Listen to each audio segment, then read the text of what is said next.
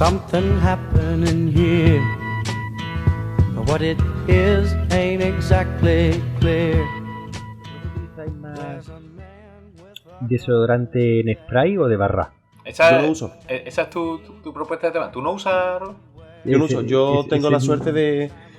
Bueno, a ver, hay gente que corre mucho, ¿no? Que es súper inteligente. Yo huelo bien. Intento evitar los de spray porque tienen aerosoles que son malos para el cambio climático. Pero los de barra, no sé cuándo he terminado de ponérmelo. Entonces me quedo ahí un rato y nunca sé si es suficiente. Cuando tienes los sobacos que parece la boca de un Rottweiler, ahí es cuando tienes que parar. Claro. Cuando en realidad estás empezando tú a mojar al desodorante. Claro. ¿Sabes? Cuando la transmisión de materia es hacia el otro lado, ahí es cuando tienes que parar. Cuando hay un agujero negro, claro. Cuando aparezco en el otro sobaco, ¿no? Claro.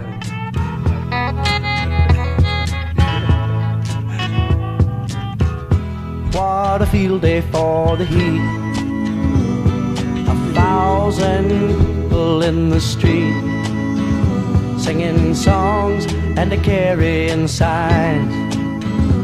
Mostly say hooray for our side. It's time we stop.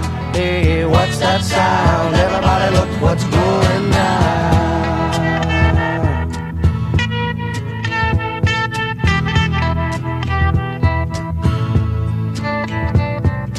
Paranoia strikes deep into your life, it will creep. It starts when you're always afraid. Step out of line, the man come and take you away. We better stop. Hey, what's that sound? Everybody look what's going down. Stop. Hey, what's that sound? Everybody look what's going. We better stop now. What's that sound? Everybody look what's going. We better stop. Children, what's that sound?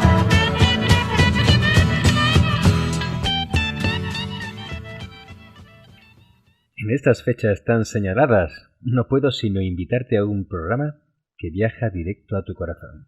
Despide el año una vez más, por todo lo alto, en compañía del Wichi, la radiomisión que te acompañó en el confinamiento, en los momentos buenos y en los malos. Te hicimos reír y muchas veces llorar, a veces todo al mismo tiempo. Hoy venimos, como siempre, a vengarnos de una sociedad que se olvidó de nosotros. Y entre nuestros vengadores se halla un hombre sin igual. Es estoico durante el día, pero epicurio durante las noches. Su nombre, Antonio Ortega. Y Laudru por las tardes. Muchas gracias, Juan. También un poco kantiano. También ha venido el peluquero de Vin Diesel y podólogo del Teniente Dan. Recibamos con un codazo pandemial a Roberto Quirós. Buenas tardes. Potasio. Potasio. Potasio. Muy bueno. Muy rico. Con arroz blanco. Exactamente. Buenas tardes. Felices fiestas y feliz... sí.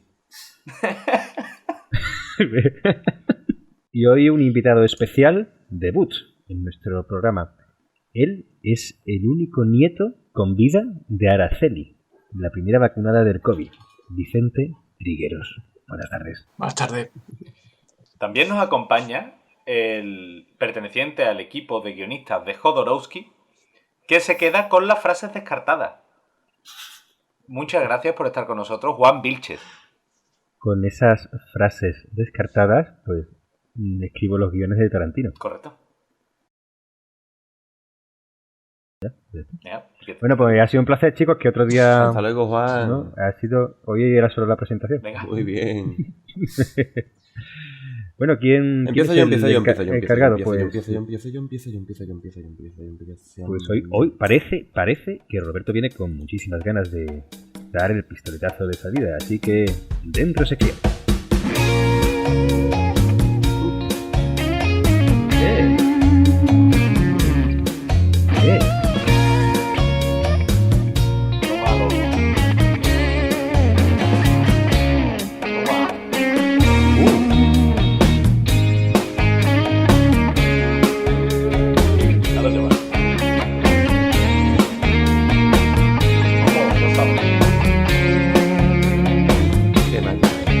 muy en Santana, ¿verdad? No, hombre, claro que...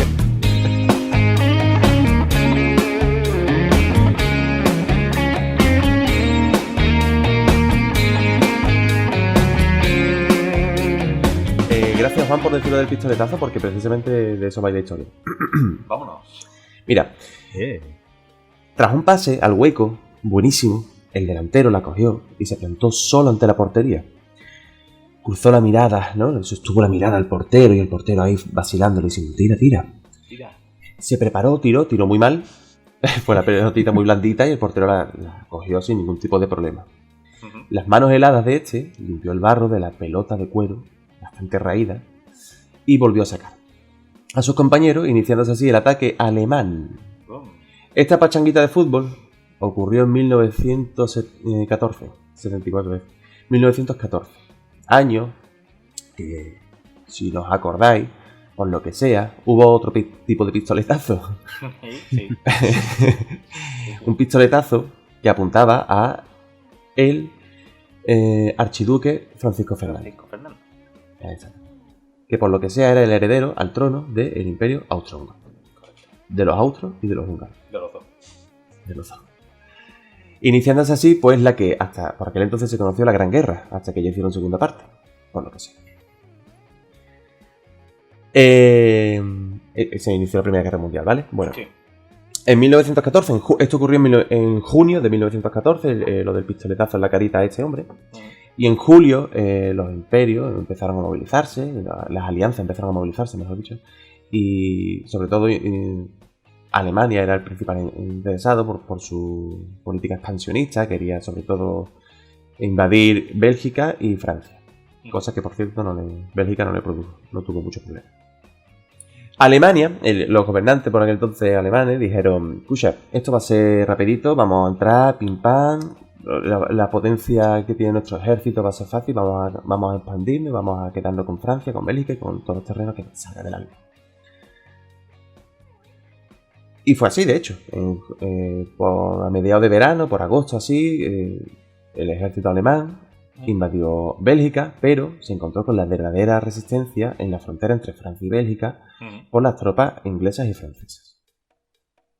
Aquí fue donde empezó la conocida guerra de trincheras. Ambos bandos empezaron a cavar trincheras y a hacer una red larguísima, subterránea, de muchísimas trincheras y demás. Esto llevó a un estancamiento en el que ambos frentes eran incapaces de seguir avanzando. Los grandes mandatarios, los grandes querían crear nuevas estrategias para poder romper las líneas enemigas, pero era imposible, era una guerra muy estática y optaron por abrir otros flancos por vía aérea o por marítima.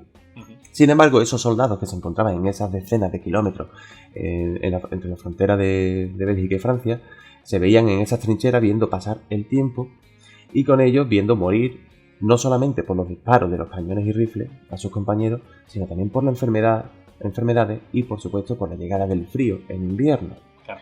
Una de las enfermedades más comunes era la enfermedad del pie, que era literalmente se le pudrían los pies a los soldados porque se pasaban 24 horas al día mojados y además con las bajas temperaturas, pues por lo que sea, los pies se volvían un poquito asquerositos, ¿no? Podríamos decir. Qué rico. Entonces se pudrían y, bueno, a los soldados no les gustaba esta situación y decidían morirse. Chicharrones. Yo lo cuento como que no es culpa, ¿sabes? Que no es culpa de nada de esto, es como decisiones de ellos. Se eutanasiaban. Se auto-eutanasiaban. Exactamente. Si esto va a seguir así, yo me muero. Niños son chicharrones, ¿no? Es mi pie. Oye, pasa un trocito de lo que te estás comiendo. ¿No? Cadáveres apilados en las trincheras, que traían obviamente alimañas e insectos y con ellos más enfermedades. Total, era un sitio súper entretenido donde pasar unas buenas vacaciones. Vacaciones como las de Navidad. Llegó diciembre, llegó la Navidad y en la mañana de la víspera de Nochebuena, el 24 de diciembre, esa mañana, en las trincheras inglesas empezaron a escuchar cánticos. De hecho, la canción es la de Noche de Paz, pero en versión alemana, que se dice Stille Nacht. Yo no sé francés, digo yo alemán. No sé francés, pero sí alemán, te baila y canto. Puedes cantarla para atrás, Robert. Puedo cantarla para atrás, mira. Nacht, Stille Nacht. El caso es que empezaron a oír este villancico.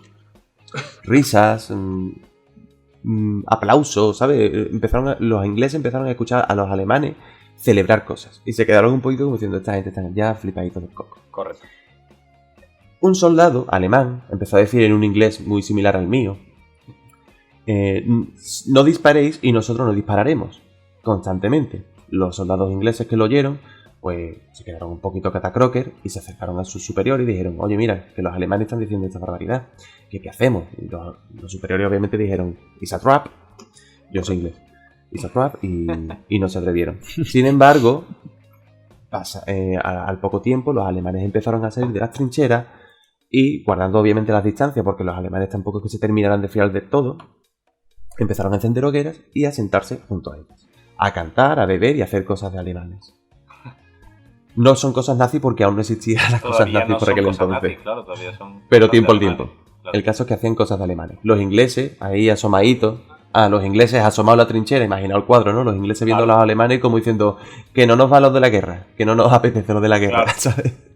Y entonces los ingleses hicieron lo mismo, salieron a la noche de las trincheras, guardando las distancias, dejando las decenas de metros que había entre una trinchera y otra, la famosa tierra de nadie, ¿no?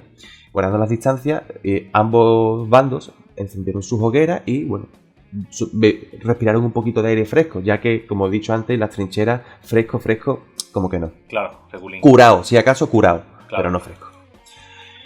A la mañana siguiente lo rifaron, es que no tengo el nombre del chaval, pero no importa, ¿vale? Lo rifaron y le tocó pues, al tonto. Claro. al tonto de los ingleses, al pequeño Timmy, le tocó acercarse al bando alemán a palabrar una tregua, una pequeña tregua, por Navidad. Sí. Los alemanes, obviamente, que fueron los que iniciaron realmente este acercamiento, dijeron que sí, de muy buena gana, y se acercaron. Se acercaron a ambos bandos. Se estrecharon las manos. Lo primero que hicieron fue entregar a los prisioneros que habían hecho y empezaron a recoger los cadáveres que estaban allí postrados de sus compañeros y a enterrarlos. Se dieron, y es muy curioso, el pésame. O sea, me hace muchísima gracia, ¿sabes? Es como, me imagino a ese alemán, ¿no? Poniendo el brazo en el hombro al pequeño Tim y dice que yo lo siento por el disparo a tu hermano en la cabeza. Perdona que matara yo. Claro. Y el disparo que le he dado, Guillo. Claro. Total, se dieron el pésame y demás, mostraron su respeto, ¿no? Intercambiaron ya pues los víveres, supongo que bebidas alcohólicas, cigarrillos, chocolatinas, las cositas que tenían ahí para intentar evadirse un poquito de esa situación. Correcto. A mitad de la... Todo esto está recogido por cartas que estos soldados enviaron en su momento a su familia, ¿vale? Ajá. Que de hecho está en el museo, creo que está en el Museo Británico. Casi todo acaba en el Museo Británico. Eso sí, incluso las alemanas. No, es que es curioso, pero es que hasta las cartas de los oficiales alemanes que mandaron están en el Museo Británico. Eso es claro. Todo acaba en el Museo Británico. El expolio. Claro. El expolio. Qué bonito el Partenón a Londres. Claro, oye, me gusta Egipto, tráete Egipto. Todo para allá. Claro. Oye, mira, que tenemos aquí un museo arqueológico de egiptología en el Cairo, que hay, para Londres. Para Londres, tal cual. El caso es que, en las cartas de los diferentes soldados y oficiales decían que empezaron a confraternizar, a charlar, a pesar de que precisamente había una orden de no confraternizar con el enemigo, algo que creo que es un poco obvio, ¿no? En mitad de una guerra. Es que, no sé, ¿no? Es como, se supone que está esa orden, no sé en qué guerra se dice, no, confraternizar, no os preocupéis. O sea, disparar de buena gana, disparar con gusto, ¿no? Disparar con alegría. El caso es que a mitad de la tarde, un inglés sacó un balón de cuero, un poquito raído, digamos que probablemente sería... Lo que hizo fue coser el pie de un par de colegas, ¿sabes? Correcto, hizo una pelota de fútbol y dijo... Chavales, un partidito. Y dijo un alemán, yo no traeré los tenis buenos, pero me vale. Y empezaron a jugar un partido de fútbol. Un oficial alemán, de verdad que no estoy diciendo los nombres porque tampoco importa mucho, ¿no? Pero un oficial alemán, en una de sus cartas que está en el Museo Británico, contaba que respetaron las reglas del fútbol. Importantísimo. Bueno. Aunque el partido duró 60 minutos y no había árbitro. O sea que lo respetaron un carajo, ¿sabes? Respetaron lo que respetaron. Claro. Decía que los ingleses empezaron a apilar cascos y gorros para hacer los pósters de una portería y ellos hicieron lo propio. Jugaron el partidito y, en definitiva, el 25 de diciembre lo pasaron bomba. Bueno. Luego ya cuando llegó la noche, se sentaron en torno a las hogueras, cenaron, charlaron y me hace mucha gracia que, dice uno, empezaron a mostrar las fotos de sus familiares que le esperan en su tierra, ¿no? No sé cuánto. Y yo imaginé a uno, ¿no? Que dice, mira, esta es la foto de mi mujer y dice el otro, entiendo que estés aquí, si quieres mañana te pego un tirito, Ajá. si te viene bien, ¿sabes? Ah, claro, porque total. Y cosas así, ¿no? Correcto. Total que la tregua, aunque obviamente no se habló, no se dijo hasta mañana, hasta no sé qué, duró varios días más. Tiempo suficiente para que al menos se recuperaran un poco y sobre todo para que le dieran tiempo a los grandes mandatarios de volver de sus casas, probablemente de comer de putísima madre y beber de putísima madre y decir, oye, ¿por dónde íbamos? ¿Por dónde iba la partida del Age of Empires, no? Claro. Y del Risk. empezaron a recibir nuevas órdenes de asalto, de no sé qué, y entonces se reinició la guerra. Curioso de todo esto, el hecho de que los soldados fueron los que hicieron caso omiso a las órdenes de los oficiales de allí al mando, que obviamente tampoco se esforzaron mucho en parar esa tregua que hicieron los soldados. Y es bastante bonito que en mitad de una guerra los soldados fueron los que dijeran, escúchate, es que en verdad, a ver, nos estamos matando por la putísima cara, ¿sabes? Sí, y claro, al final estamos aquí muriéndonos y pudriéndonos literalmente mientras los... Claro, igual es para nada, grandes- claro. Claro, los grandes líderes están ahí. El caso es que los propios soldados en ese momento, después de tantísimos meses de pasarlo horrorosamente mal, porque no me puedo imaginar un escenario peor que ese, el ver a tus compañeros pudrirse literalmente a tu lado, y Correcto. tú estar en un estado de estrés y de pánico constante, porque es que morteros, disparos, enfermedades, hambre, frío, o sea, estás dentro de una puñetera cuneta llena Claro. de asquerosidades, que es una locura. Y Sí, en ese está momento feo, está dijeron, mira, hasta aquí, ¿no? Que ellos dijeran, mira, hasta aquí. Claro. La guerra tiene un límite, ¿no? Digamos. Claro, claro. Y me parece bastante bonito. Ahora Vamos a calmarnos. hay una estatua en el Museo Británico. ¿Ves? Todo está allí. Todo acaba allí. Una escultura de Andy Edward titulada All Together Now. Que simboliza, se ve la estatua muy bonita, ahora os mandaré una foto, se ve un soldado inglés y un alemán y el balón de fútbol en medio. Correcto. Que simbolizando ese hermanamiento que tuvieron al menos durante esos días, esa tregua, esa pausa de decir, mira, vamos a descansar un poquito porque no todo va a ser matar. Correcto. Robe, una pregunta. Sí, dime. De portero ponían al más chico para decir eso de no, es que yo no llego. Pero como digo. Exactamente. De hecho, hubo, digamos, una pequeña disputa Sí. porque uno tiró por arriba, marcó Ah, no. gol y dijo el portero alta. Ah, no, Y que yo dijo- no llego. Esto es hasta aquello. Ah, el portero dijo alta y ahí, digamos que ese fue realmente... El momento O sea, la tenso, guerra ¿no? empezó ahí. La guerra empezó ahí. Ni Francisco Javier de Todos los Santos ni mierda. Ya, claro. Eso fue. Total, que la carta de este oficial que explicaba, alemán, que explicaba las normas del partido de fútbol, terminaba diciendo: no querían seguir con la guerra. No obstante, cuando llegaron las órdenes, tuvimos que reanudar nuestra actividad. Me hace gracia que lo llame como actividad, ¿no? Actividad, claro. Eufemismo. Dice, sí, Claro, dice, claro. y ese pequeño paréntesis fue maravilloso al mismo tiempo que extraño.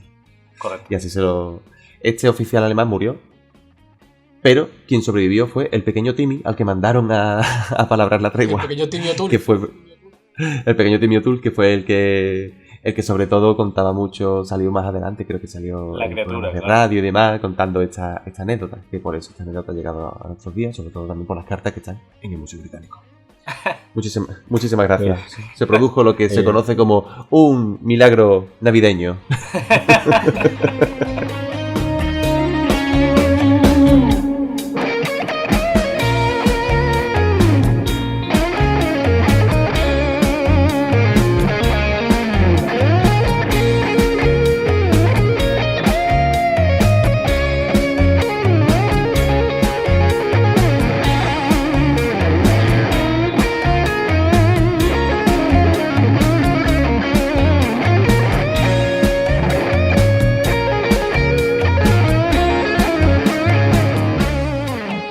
Te decía, Robe, que me recuerda mucho a una frase que por fin he encontrado. Paga su puta boca. Sí, lleva mis cosas. Que dice: la guerra es un lugar donde jóvenes que no se conocen y no se odian se matan entre sí por las decisiones de viejos que se conocen y se odian pero no se matan. Y le dijo Erich Hartmann, que era un piloto alemán conocido como el Diablo Negro durante la Segunda Guerra Mundial. Hostia, sí, ese me suena a mí de película incluso, que habrán hecho. Correcto. Oye, Mola. pues Robert, una sesión súper interesante. Me ha gustado mucho también al principio cuando has hablado del pie de trinchera, que se cobró varias vidas en la Primera Guerra Mundial. Y también así como dato, un poco extrapolándolo un poco a lo que estamos viviendo ahora, también fue importante en la Primera Guerra Mundial la presencia de la gripe, la famosa mal llamada gripe española, que parece ser que el paciente cero fue un cocinero estadounidense que contagió a las tropas justo antes de ir hacia Europa para incorporarse a la guerra. Y ya a partir de ahí se extendió por todas las trincheras, y ya cuando los soldados volvieron a sus casas fue el motivo por el que se convirtió en una pandemia, porque cada uno volvía a su casa e iba llevando... Fue la razón por lo que se asemeja un poco a lo que ha pasado con el COVID este año, ¿no? Que lo que pasa es que este año ya estamos en una situación en la que viajamos muchísimo y demás, y por ese motivo pues se ha esparcido muy rápidamente, ¿no? Correcto. Muy bien. Fue una sesión muy chula y muy adecuada para esta fecha, Roberto. Muchas gracias. A ti, Harry Potter. Bueno, pues pasamos con el siguiente, que en este caso soy yo, para seguir con el espíritu de la Navidad que hemos comenzado. Las canciones de amor pueden ser pegadizas, aunque algunas de ellas no sean aptas para diabéticos. Pueden transportarnos a épocas de nuestra juventud, cuando queríamos experimentar algo parecido al amor, muy a menudo platónico, o para recordarnos a aquella expareja que nos rompió el corazón. Sin embargo, muchas veces olvidamos el poder evocador de las canciones.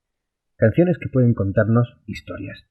En la antigüedad era frecuente reunirse en una taberna y que alguien se pusiera a contar historias.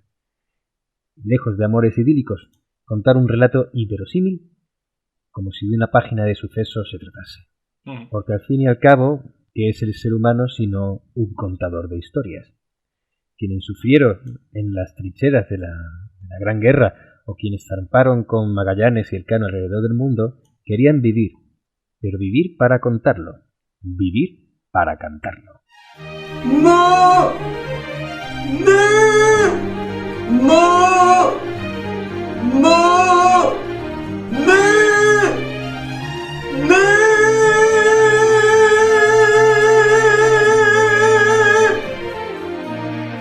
¡No! Hoy lo que os traigo son algunas canciones que están basadas en sucesos reales. Analizaremos sus letras y comprenderemos qué suceso encierra cada una. Y vamos a empezar con un par de canciones del gran Bob Dylan, cuyas obras en muchas ocasiones se inspiraron en páginas de sucesos del periódico, siempre con un espíritu pues bastante reivindicativo. Hola, perdón por interrumpir, soy el Antonio del futuro. Resulta de que el programa ya está editado y publicado en iVoox, pero al publicarlo en YouTube nos ha dado problemas de copyright un par de las canciones que usa Juan en su sección, que está muy guapa. Concretamente 2 canciones de Bob Dylan. Entonces he tenido que reeditar el programa. Pongo aquí este mensaje para avisaros. Y he cambiado las canciones de Dylan por una canción de Amistades Peligrosas y por esta cobardía de Chiquetete cantada por mí. Siento las molestias, el programa está íntegro y como estaba pensado en iVoox. Si queréis escuchar la sección de Juan, bien, está allí. Esta versión que hay aquí es conmigo y con Amistades Peligrosas. Nada, a seguir disfrutando, venga. ¡Feliz año! La primera es The Lonesome Death of Hattie Carroll. La solitaria muerte de Hattie Carroll, ¿vale? Correcto. Como digo, habitualmente tenía un espíritu de denuncia social y por lo que Dylan acostumbraba a esgrimir sus letras contra las injusticias raciales. Y un ejemplo es esta canción, en la cual narra la muerte de la susodicha mujer, que era una mujer afroamericana de 51 años y con 10 hijos. Ella era camarera y su asesino era un hombre blanco de 24 años, rico y borracho, que le propinó un golpe en la cabeza por haber tardado demasiado en servirle la comanda. Y si volviera a nacer repetiría. Y si volviera te daría día más calor. Me quemas con la punta de tus dedos, tus manos hacen llagas en mi piel. Me abrazo con tu lengua que es de fuego. La sangre hierve, no lo ves, que tú ya sabes que me tienes cuando quieras. Ya sabes cómo soy, ya sabes que me entra la primera. Ahora ya sale algo mejor. Y qué calor, me gusta tu infierno. El criminal fue condenado a 6 meses de cárcel, pero pudo eludir esta condena con una simple multa de $500. Su defensa consiguió convencer al jurado de que la mujer había fallecido, pero porque tenía patologías previas y que, bueno, que el golpe le ayudó un poquito, pero vamos, que se habría muerto igual esa misma tarde. Correcto. Con esta canción, pues Bob Dylan quiso denunciar este hecho en un tiempo en que, claro, pues no había redes sociales como hoy para poder denunciar esto de una forma más llamativa. Sí, las redes sociales están salvando el mundo. Sí, poquito a poco. Y a raíz de esta canción, el autor de este horrible crimen dijo que Bob Dylan le había hecho la vida imposible. Pobrecito. Angelito. Años más tarde llega otra canción de Bob Dylan, esta quizás es un poco más conocida porque fue uno de sus grandes éxitos, que es Hurricane. ¿Habéis escuchado? ¿Vale? Sí. Compuso esta canción con una temática bastante parecida, pero esta vez por una condena injusta. Rabin Carter, afroamericano campeón de boxeo en la modalidad de pesos medios, fue condenado a 3 cadenas perpetuas por un triple homicidio que no había cometido.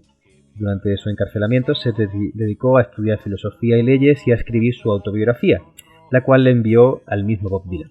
Bob, cautivado por la historia, fue a la prisión a entrevistarle y a raíz de aquel encuentro nace el tema que estamos escuchando.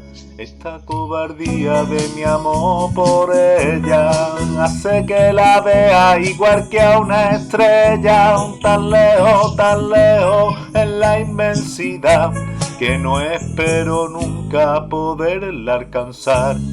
Esta cobardía de mi amor por La repercusión de esta canción es alucinante porque ayudó a dar voz a estas minorías damnificadas por el sistema que en aquel entonces pues obviamente no tenían forma de hacerse. El propio Muhammad Ali encabezó una serie de protestas para que se revisara el juicio. Estuvo cumpliendo condena desde 1966 hasta 1985, 19 años hasta que consiguió una segunda revisión. Es decir, entre tanto consiguió una revisión en la que volvió a ser condenado. Y ya en la segunda revisión, en el nuevo juicio de apelación, se reconocieron claros elementos de racismo durante el proceso penal, en los 2 procesos previos. Se comprobó que hubo corrupción por parte de la policía, declaraciones bajo coacción y pruebas falseadas, y el juez, ante esa evidencia, pues lo puso en libertad. Las evidencias racistas que fueron. No, ha sido el puto negro, dijo el juez. Claro, dijo, vaya puto negro de mierda. El orangután este tiene pinta de asesino, ¿eh?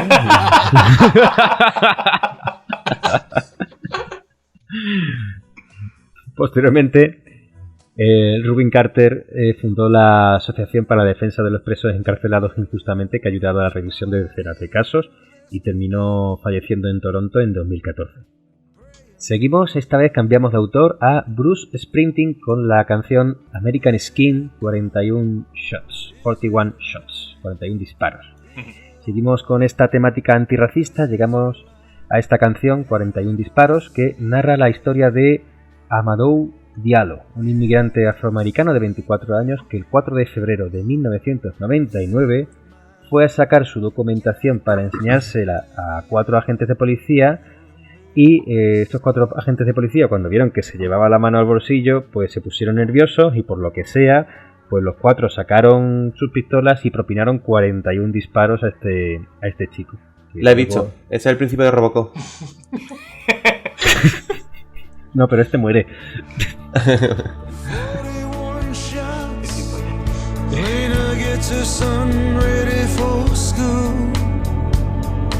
She says on these streets, Charles, you've got to understand the rules.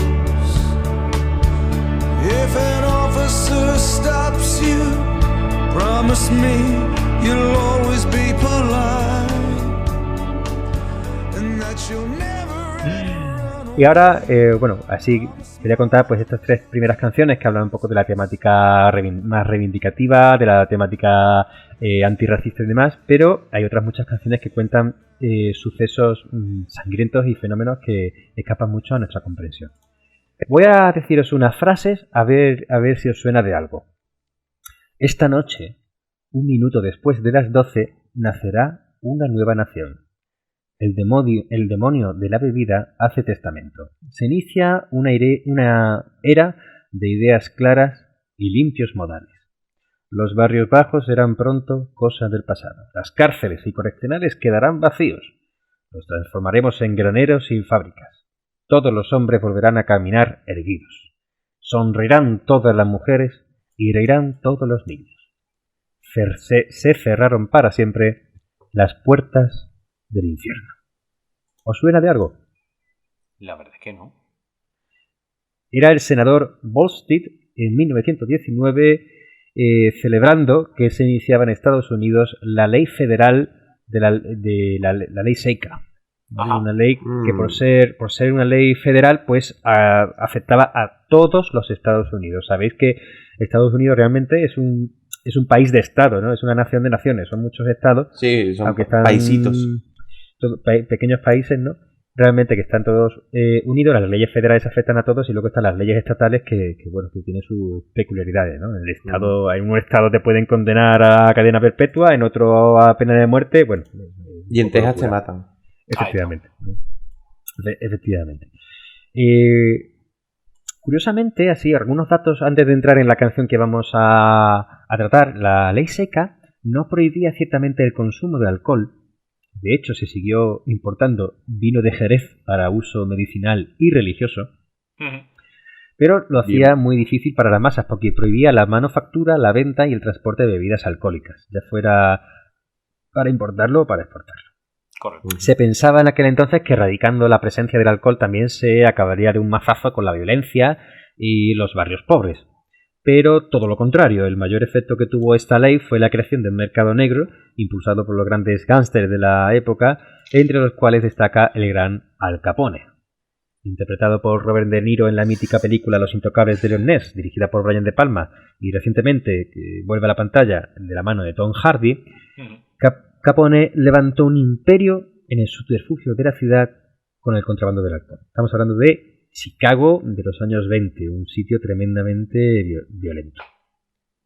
A consecuencia de esta ley y de toda esta parafernalia violenta que se generó en torno al contrabando del alcohol, pues sucede una enorme matanza que tiene lugar el día de San Valentín de 1929.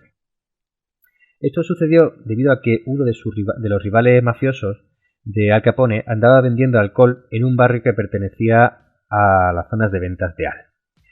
Así que lo que hicieron fue que algunos de sus hombres se disfrazaron de policías y entraron a registrar el susodicho local, porque no tenían muy claro si realmente era cierto o eran habladurías de por ahí, porque no se quería Al Capone que fueran a pisarle la manguera en su propio territorio. Correcto. La banda rival de Al Capone les dijo a estos agentes que ellos ya habían pagado el debido soborno a la poli para poder vender en esa zona, corroborando así que se les estaba pisando el terreno al protagonista de esta historia. Así fue, los falsos policías arremetieron contra ellos provocando 5 muertos, solo dejaron con vida a un perro que estaba por ahí. Así que a raíz de esta masacre, la masacre de San Valentín, nace esta canción, Otro muerde el polvo, de Queen, Another One más de Dust.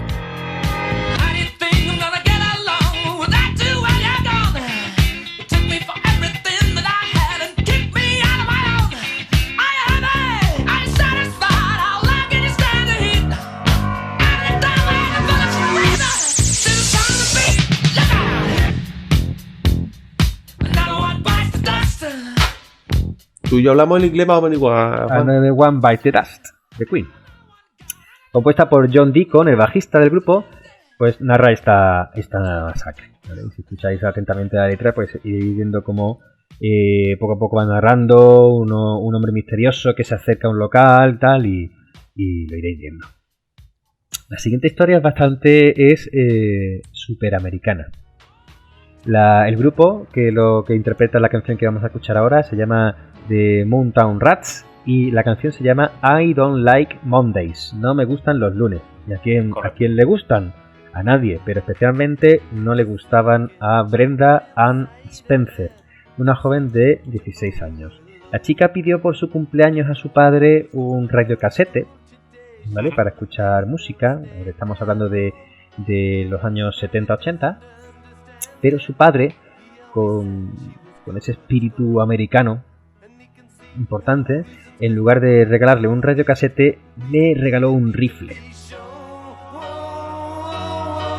Tell me why I don't like Mondays. Tell me why I don't like Mondays. Tell me why I don't like Mondays. I wanna shoot. Ooh, the whole day down. ¿Podéis entender por dónde va la historia? Sí. Bueno, la chica no se le ocurre. Vamos tirando, sí. Bueno, pues a la chica no se le ocurre otra cosa que darle uso en su colegio, ¿vale? En el Grover Cleveland Elementary School de San Diego, California, el 29 de enero de 1979. La chica, pues, era lunes, se levantó cruzada con el pie izquierdo, fue a su colegio y bueno, 2 muertos y 9 heridos, a lo que podría haber sido. La gente se exagera muchísimo. La justificación que la muchacha dio delante de la policía, pues no me gustan los lunes, era una forma de alegrarme el día. Correcto. Bob Geldof, al frente de la banda Boomtown Rats, el autor del tema, se encontraba en un programa de radio cuando vio el teletipo de la noticia. La letra y la música le salieron de un tirón. Y la letra traducida viene a decir algo así como: y todos los juegos pararon en el patio, ella quiere jugar con sus juguetes un rato, y la escuela acabará temprano y pronto estaremos aprendiendo. Y la lección de hoy es cómo morir, básicamente. ¡Pam! Es la historia más americana que os voy a contar hoy. Y ya para terminar, una cancioncilla más de un guitarrista que me encanta, me gusta incluso un poco más que el negro, fíjate. Hostia. Relájate, ¿eh? Un poquito más. El gran B.B. King con su canción Lucille. Sabéis que B.B. King, pues, a su guitarra la llamaba Lucille. Y hay una canción, un blues que se llama Lucille, en el que explica de dónde viene el nombre de su guitarra. Cuenta que cuando él era joven se encontraba en un local de mala muerte tocando con su grupo. Era un sitio, pues, como lo podéis imaginar, bastante las afueras y demás, bastante pequeño, y cuando hacía bastante frío lo que ponían eran bidones con fuego para poder calentar un poco al personal.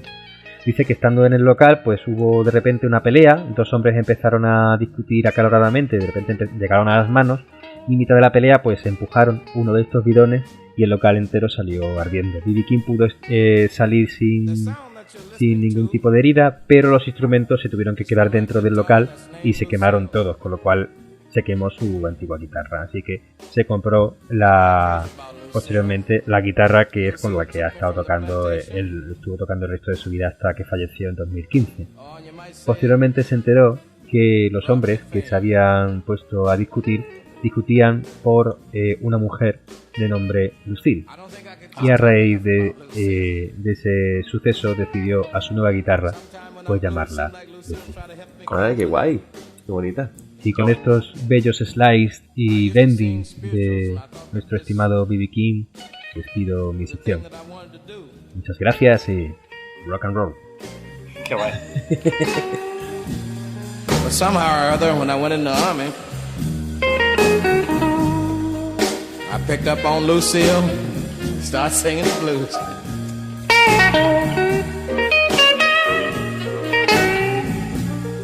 Well, now when I'm paying my dues, maybe you don't know what I mean when I say paying dues. I mean when things are bad. Bueno, pues empieza el debut de nuestro gran invitado, Vicente. ¿Qué nos traes? Pues bueno, yo hoy os quiero hablar de una historia de cómo las grandes corporaciones moldean la narrativa de la historia, cómo el poder cambia la perspectiva. Bueno, no, en verdad vivía la de Zapatilla, pero... Así que queda mucho mejor.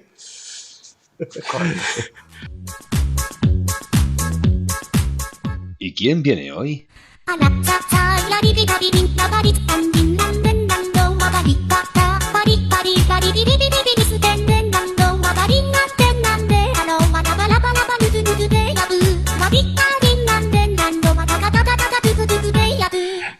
Pues la historia es en el año 1900, voy a dar un poco de saltos temporales, no pasa nada, voy a decir qué año, No te pero preocupes. para adelante.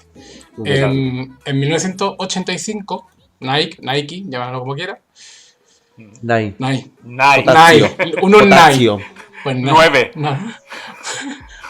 Pues Potasio.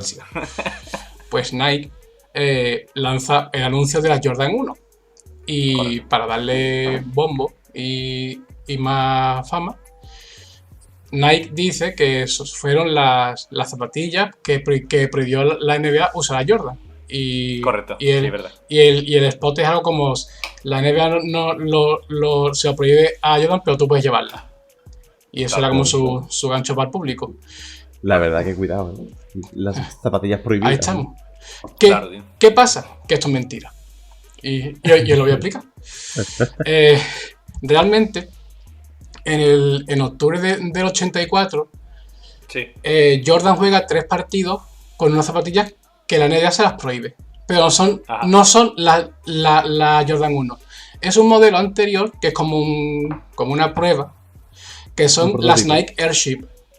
Y esas son las que le prohíbe Nike a Jordan. Bueno, Nike no, la NBA a Jordan. Pero A Jordan, claro. le dice, tú no puedes jugar con unas zapatillas que sean negras y rojas, porque rompen con el código de vestimenta del equipo, que tiene que ser blanca. Jordan juega 3 partidos con esas zapatillas negras. Ah. La NBA le multa con $5.000 por cada partido. ¿Quién paga la multa? No está muy claro. Sí, Nike ayudó a avivar esa teoría de que los pagaron ellos, como que le daba igual, Claro. que para ellos era como publicidad. Claro. Y la propia NBA le manda una carta a Jordan y a Nike y les dice, mira, te hemos multado y que no vuelva a pasar porque lo usó en 3 partidos de pretemporada. Pero ahora que acaba de empezar la temporada regular, zapatillas blancas, déjate de zapatillas negras. Que se olvide. Vale. Eso más o menos se... Sí, sí. Eso es como la primera parte, es decir, realmente las zapatillas prohibidas no son las Jordan 1, es este modelo anterior que es la Nike Airship. Y ahí ya es cuando... Ajá. Pero Nike, para vender mucho más, pues dicen que son zapatillas prohibidas, que no. ¿Qué pasa? Que luego llega el All-Star. ¿Qué pasa en el All-Star? Ajá. Que la NBA, el All-Star, no lo considera temporada regular. Claro. Entonces está ahí como en un limbo legal y Nike y Jordan dice, mira, me da igual, me pongo todas las zapatillas negras y rojas. Hostia. Y se la vuelve a poner. Claro. La NBA le manda otra carta con otro toque de atención y le dice, no te vamos a multar porque sois muy listos y sabéis que el All-Star no es competición oficial. Pero la competición oficial, dejarse de tonterías y jugar con las zapatillas blancas. Claro. Y lo hacen. De hecho, siguen con las Airship en blanco y no hay problema.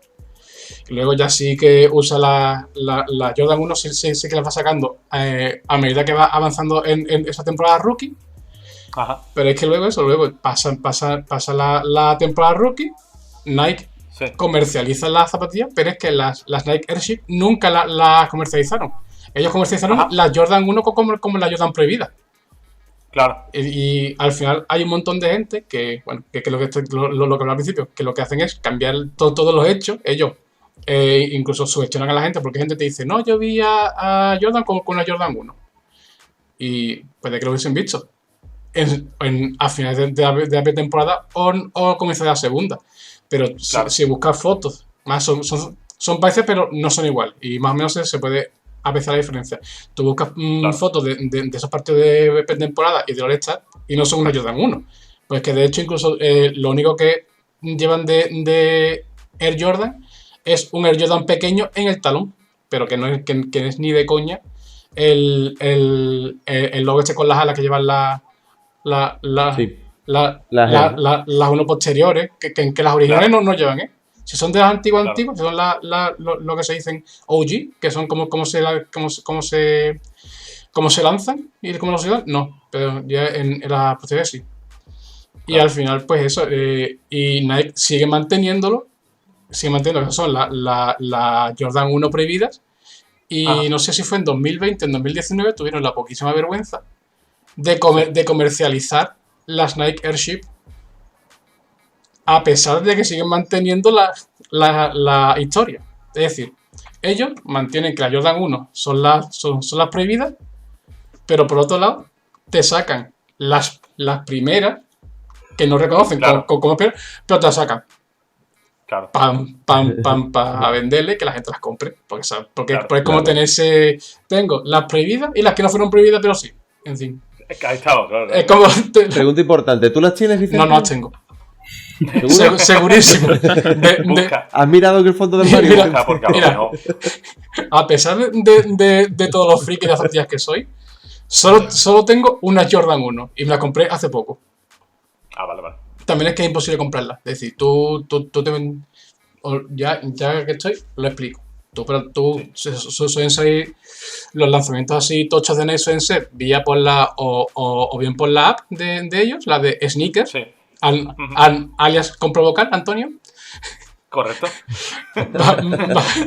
Va por esa app o por la web. Y suelen salir los sábados a las 9 de la mañana, 10 de la mañana. Correcto. Pues tú sales ahora, te metes en la web y la intentas pillar. ¿Qué pasa? Que hay un montón de gente que lo que hacen es revenderlas más tarde por mucho más precio del original. Claro. Entonces, Claro. son gente que usan bots y usan un montón de mierdas y es muy, muy complicado comprarlas. Yo he intentado comprar, por ejemplo, estas 2 últimas semanas, 2 zapatillas de Kobe Bryant Ujú. y no he podido. Por eso, porque claro. te metes, tardas 20 segundos en hacer todo el tema de confirmar compra, PayPal y tal. Te dice, Claro. espera que estamos procesando la compra, te mandan un correíto, no quedan. Y es porque los bots son bots y son más rápidos que tú. Y tienes que joder. Claro. Y así. Y las dos son, que decir, todo lanzamiento de Jordan 1 medio parecido al original que haya, te jodes porque es muy complicado. Hostia. Si es verdad que hay un modelo, porque la Jordan 1 es lo que se denomina zapatillas high, es decir, alta. Si es verdad que hay el modelo mid, que no es ni bajo ni alto, que es uno un poco intermedio. De hecho, es un poco más fácil de conseguir. De hecho, yo se lo compraba a un colega hace un par de días. Pero es que si no, es imposible. Todo lanzamiento de Jordan 1 es eso. Tú te metes, tú lo intentas y si tienes suerte te las compras. Pero si no, de hecho, lo que para 2021 van a salir una con los colores originales, no con las prohibidas, sino con los originales de blanco, rojo y negro. Y eso yo sé. Yo voy a intentar comprarla, pero yo tengo ya muy claro que no me la voy a comprar. Es decir, que yo Qué regular. claro, que yo lo voy a intentar. Eso es como Claro. yo he hecho la primitiva, si me toca bien, si no, pues me jodo. Correcto. Entonces, que yo dan uno, Teniendo en cuenta que no es una primitiva, que son tenis, no quiero yo. Claro, tío, pero es que Eso. que esa es otra cosa graciosa. Es decir, tú quieres comprarte algo y no te dejan pagar. Ya. Es decir, Nike, toma mi dinero. No quiero. Solo te sobres de mis 1000. Ah, pues muy bien, pues entonces pues, mi dinero para mí Bueno. y me lo gastan con convenio. No quieren tu dinero. Como tú, que te digo yo. En fin. Bueno, pues, y para concluir, pues el gran Antonio, el epicurio nocturno que nos traes hoy.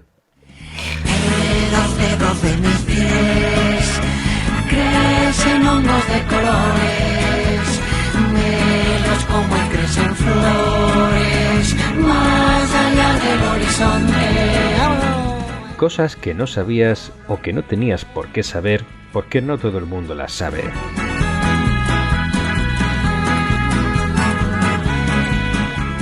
Porque efectivamente, chavales, hay una pechada de cosas. Hay que ver lo poco que sabemos en general. Sabemos muy poco. Yo el otro día no sé por qué, me dio un ramalazo y me puse a leer sobre el lute. Os sonará Ca- Eleuterio Sánchez, el Lute, el Sí, el forajido. Lute. Camino revienta. Caquillazo. Camino revienta, efectivamente. Pues ahora veréis por qué digo que no tenemos ni idea. La historia del Lute es, básicamente, que él nació en el 42 y con 20 añitos, en el 62, robó 3 gallinas y lo cogieron y lo condenaron a 6 meses de cárcel. Y de ahí para adelante entró en una espiral de robos y de delincuencia menor. Hasta que, 3 años después, en el 65, se lía horrorosa y con 3 compadres, o sea, con 2 compadres, ellos eran 3, roban una joyería y durante el robo muere el vigilante de seguridad. Ellos se dan a la fuga y cuando los cogen, los condenan a muerte. Joder. Después le conmutan la pena por 30 años. Y el Lute empieza a forjar su mito desde el momento en el que se fuga. Lo estaban trasladando de la cárcel de Santoña a Madrid y se tiró del tren en marcha y se fugó. Se rompió, juraría que se rompió un hombro, creo que era, y lo cogieron a las semanas después de que el tío hubiera andado 170 kilómetros a pie. Madre mía. Joder, qué máquina. Sí. Martín Qué Fitz. crack. De loco. Lo cogen otra vez y lo meten en la cárcel. Esta vez se lo llevan al puerto. Porque era de las cárceles más seguras del momento. Y me recuerda un poco a lo que ha contado Robe, porque el Lute empezó a estudiar la manera de escaparse de la cárcel del puerto. ¿Y cómo se le ocurrió escaparse? Pues en el año 71 decidieron que el día de fin de año iban a darle un poquillo de amnistía a los presos y los iban a dejar, le iban a dar bebida, le iban a dar de comer bien y los iban a dejar disfrutar entre ellos, salir de las celdas, estar un poco de expansión, ¿no? Y el Lute se juntó con 3 más y decidieron, mientras los demás tocaban la matraca y la zambomba y cantaban villancicos, aprovechar el ruido y abrir un butrón en la pared. Y es lo que hicieron. Se tiraron 4 horas pegándolo a la pared y abrieron un butrón. Lo tenían todo planeado, tenían unas cuerdas, un tema ahí ya, una cosa muy peliculera. Y tiraron una cuerda a uno de los muros para salir. Lo que pasa es que no habían comprobado si la cuerda resistía el peso de ellos. El Lute fue el primero a pasar y mientras estaba pasando la cuerda se rompió, él se quedó allí medio colgando y ya todo el mundo con el ruido, todo el rollo, dieron la voz de alarma, los guardias empezaron a dispararle, él consiguió zafarse, trepó un poco por el muro, tal. El caso, que consiguió escaparse. Madre mía. Se tiró desde 5 metros que tenía el muro, se dobló el tobillo, pero se quitó de en medio. Se consiguió escapar. ¿Cuánto tiempo estuvo escapado? Pues lo estuvieron buscando durante 2 años y medio. 2 años y medio en los que era el delincuente más buscado de España y el franquismo se dedicó a promocionar su imagen como lo más peligroso que podía haber en el mundo, ¿no? ¿Qué pasa? Él no pudo esconderse 2 años y medio solo. A él lo ayudaron. A él lo ayudó mucha gente. Lo ayudaron los mercheros. Y ahí es donde yo me di cuenta de la cantidad de cosas que desconocemos. Porque yo no sé si ustedes lo sabéis. Yo no tenía ni puñetera idea hasta hace 10 días de lo que eran los mercheros. ¿Vosotros sabéis lo que son los mercheros? Lo que vendo yo No. en el estanco, ¿no? Los clipes. Efectivamente, claro. No, en serio, ninguno tiene ni idea. Ni ¿no? idea.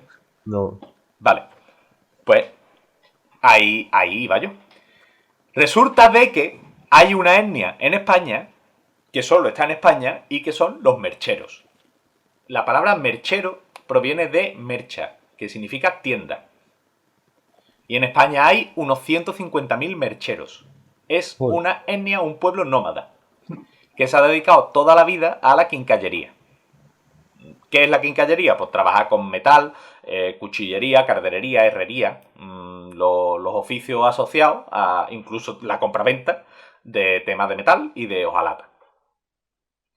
Como suele pasar con estos negocios, nuevamente se diversifican porque son ambulantes, son muchas veces mal pagados y empiezan a englobar trabajos de bisutería, espejos, cristales, o sea, empiezan a diversificarse. Y claro, como eran nómadas y se dedican a esto, pues se entiende que son trabajos baratos, de subsistencia, chatarra, fundiciones portátiles, no sé si me vais siguiendo. Sí. Son un pueblo nómada. Hay gente que cree mal que merchero significa hijo de gitano y payo, que significa mestizo entre gitano y payo. Sí. Y no, los mercheros son una etnia aparte, son una etnia distinta. Vale. Durante el franquismo, a la gente que vivía de la quincallería se les empezó a llamar quinkis, de quincalla, kinki. Hostia. De hecho, esa palabra, que la habéis escuchado muchas veces, se usa para referirse a un delincuente, a gente de mal vivir, a algo así. Un yonki, ¿no? A un yonki, ahí estamos. Pues no, pues esa kinki viene de quincallero. Hostia. Los mercheros, de hecho, el idioma que hablan es el idioma kinki, que viene a ser una lengua criolla. Que una lengua criolla es que cuando hay grupos de personas convivientes que no tienen una lengua en común, nace una lengua nueva que les permite comunicarse entre ellos. ¿Vale? Pues eso es una lengua criolla, es como las lenguas criollas que había en Sudamérica cuando los españoles la colonizaron y la conquistaron. Es por eso, porque se crearon nuevas lenguas para comunicarse con los nativos. Claro. Oye, Antonio, Dime. al hilo de esta sección, ¿tú sabes dónde viene lo de chabacano? Cuéntame. El chabacano es un criollo Ajá. de Filipinas que tiene base del español. Que tiene base de carbono. Que tiene base del español y es un idioma, ¿no? Una lengua criolla. Es una criolla, sí. Hostia, pues no tenía ni idea. Es verdad que, coño, tú sabes de esto más que yo. Es que yo veo. Un poquito más lingüista que yo. Es que... El idioma kinki tiene influencias claras del caló, que es el idioma romaní ibérico, del rominchela, que es el idioma que hablan los gitanos de Euskal Herria, y también de la germanía, que es la jerga carcelaria que he estado leyendo y tiene origen, o data, en Valencia en el siglo XVI. O sea, en principio, vamos, Vicente no sabrá decir mejor que para eso sabe. La germanía no es un idioma, ¿no? No es una lengua. Claro, es un dialecto, pero como te has dicho muy bien antes, lo de el criollo se usa como dialecto cuando hay dos grupos sociales que no tienen un dialecto, no tienen una lengua en común y se crea un criollo. Y la jerga nace más con una intención de que dentro de un grupo, entenderse dentro del grupo y que la gente de fuera del grupo no los entienda. No lo entienda. Ah, vale. Vale. Ok. Vale, pues vale. en principio el idioma kinki, eso, tiene esas ramas de caló, de la germanía carcelaria y de rominchela, y de ahí es de donde en principio se cree que viene. El pueblo merchero comparte similitudes culturales con otras etnias nómadas como los tinker irlandeses y los yenishes alemanes. De hecho, no se tiene muy claro cuáles son los orígenes de esta etnia, pero hay gente que cree que es eso, o yenishes alemanes o tinker irlandeses. De hecho, los tinker irlandeses son eso, literalmente son una etnia nómada que se dedica a la quincallería también. Claro.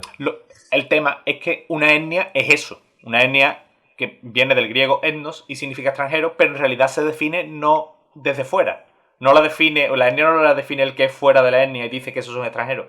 La etnia se define desde dentro. Una etnia la definen las personas que tienen un origen cultural y genético común. No sé si me explico. O sea, son personas que creen tener algo en común y es un antepasado, porque muchas veces las etnias se definen por mitos y leyendas del nacimiento de tal persona que fue el antepasado de... Claro. ¿Sabes? Y que se remontan genealógicamente su linaje hacia ese mito que conocen, hacia el tío tal o el... ¿Sabes? Ajá. Entonces, el término etnia, cuando los grupos se vuelven permeables y se mezclan con los vecinos de donde están, se difumina. Pues claro, no es etnia. Si ya no tienes un linaje común y cerrado, claro, pues ya no eres una etnia. Por ejemplo, de hecho, en los mercheros hay un índice de endogamia muy alto. Hostia. Su origen es ese. Podríamos decir que no se sabe si es de Europa, como decíamos, de los yenishes, o quizás simplemente fuera una comunidad campesina que en la Edad Media abandonó el campo para dedicarse al sector de la quincalla. Lo que sabemos es que mercheros solo hay en España y principalmente están en la parte norte. El Lute, concretamente, era de Salamanca. Están por el norte de España, por Madrid es lo más al sur que predominan, País Vasco, Navarra, etc. El tema es que durante el franquismo los mercheros eran considerados unos vagos y unos maleantes y respondían ante esa ley. Y en buena medida eran vagos y maleantes porque no respondían, no eran cómodos ni controlables, no respondían a eso, a un alineamiento de casa-trabajo y ya está, sino que eran una tribu nómada.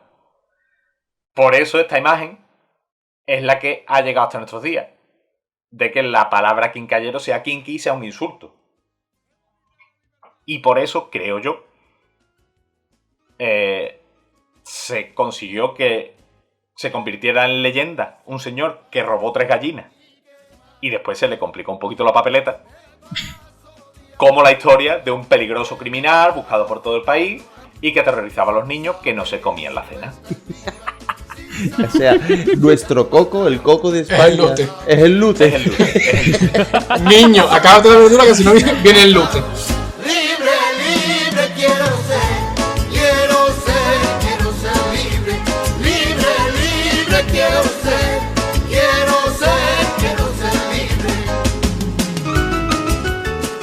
¿Sabes qué pasó en la cacería? Que en la cacería todo el mundo era el Lute, ¿sabes?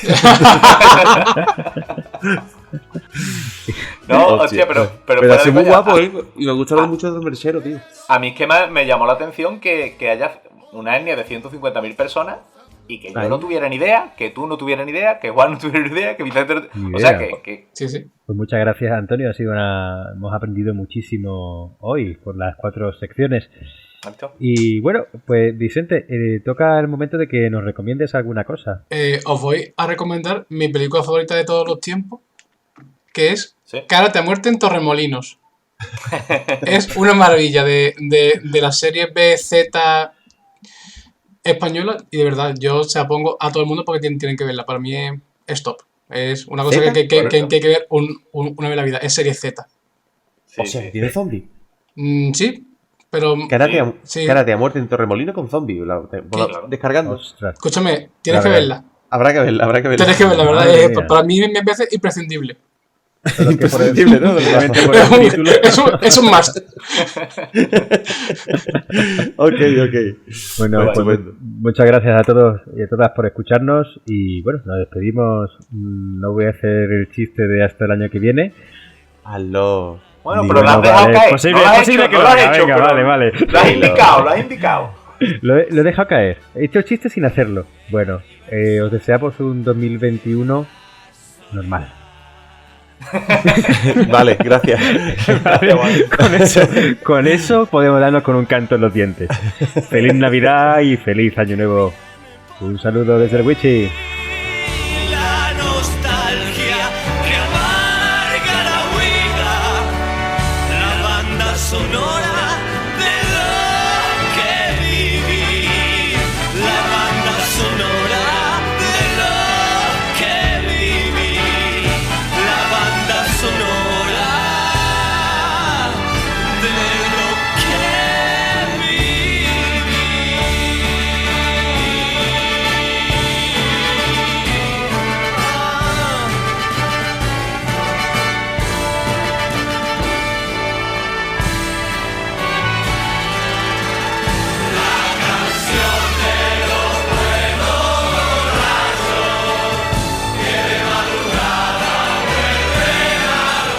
Despide el año una vez más en compañía de El Wichi. La radio... Voy a repetirlo, ¿vale? Bueno, Vale, Franco Cardenal. Madre mía, estoy hoy... Juan, si algo tenemos hoy es tiempo. No puedo más. Y en estas... Vale, se me da un poco esa frase... Creo que lo dijo alguien en la Primera Guerra Mundial también, no me acuerdo de quién la dijo. Churchill. no, probablemente fuera No importa. Churchill. Churchill o Pablo Coelho, que decía, la guerra es una contienda entre gente que no se conoce de nada La voy a buscar, ¿vale? Vale, te doy tiempo. Total.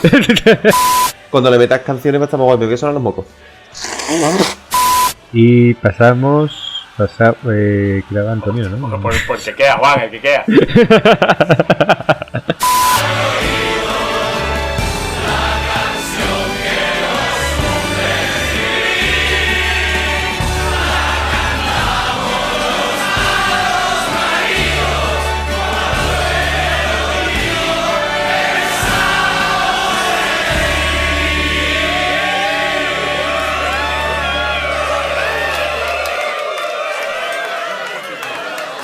¿Eso lo vas a quitar, Antonio? Sí, eso lo voy a quitar.